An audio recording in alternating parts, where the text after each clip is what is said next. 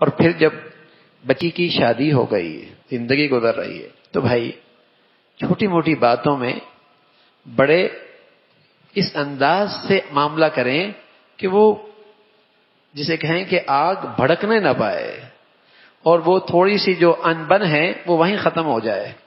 ایک دن ایسا ہوا، علی آئے گھر میں اور کچھ طبیعت جو ہے وہ گھر کی باتوں سے آپس میں بوجھل ہو گئی، تو آپ باہر نکل گئے، غصہ آیا، باہر نکل گئے۔ حضور علیہ الصلوۃ والسلام اپنی بیٹی کے، بیٹی کیا ہوا؟ علی کہاں ہیں؟ کہا وہ آئے تھے، باہر چلے گئے، سمجھ گئے کچھ آپس میں انبن ہوئی ہے۔ اب اللہ کے نبی ہیں، کیا مقام ہے آپ کا، کیا مرتبہ ہے آپ کا، کیا شان ہے، نہ کس حکمت سے کام کیا۔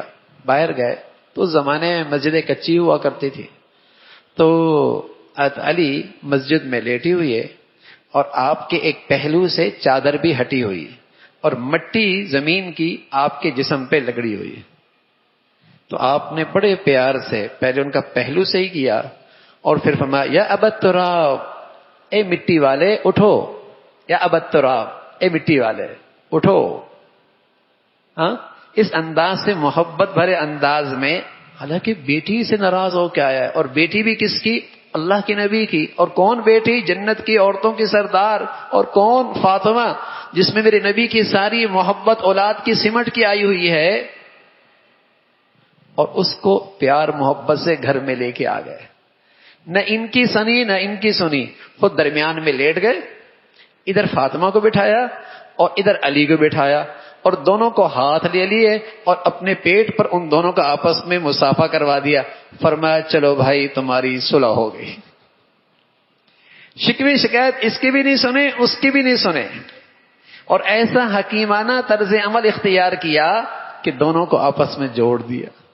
تو گھروں میں یہ باتیں ہوتی رہتی ہیں، یہ زندگی کا حصہ ہے، اس کو بڑی حکمت کے ساتھ ان معاملات کو سمیٹنا، سنبھالنا ہوتا ہے، اور اس آگ کو بجھانا ہوتا ہے، ورنہ جتنی اس کے اندر باتیں سنیں گے، شکوے سنیں گے، تو آگ، شکایات بڑھتی چلی جائیں گی، بڑھتی چلی جائیں گی۔ اور دوسری بڑی بات، فاطمہ اپنے گھر سے نہیں گئی، علی اپنے گھر سے گئے۔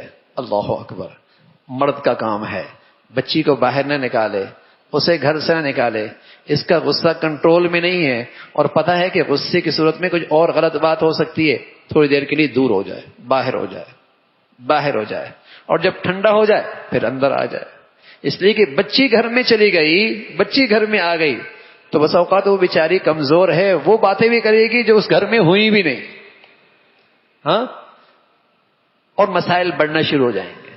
تو مرد تحمل سے کام لے اور برداشت سے کام لے، اور غصے کے موقع پہ ذرا اوجھل ہو جائے اور پھر واپس آ جائے۔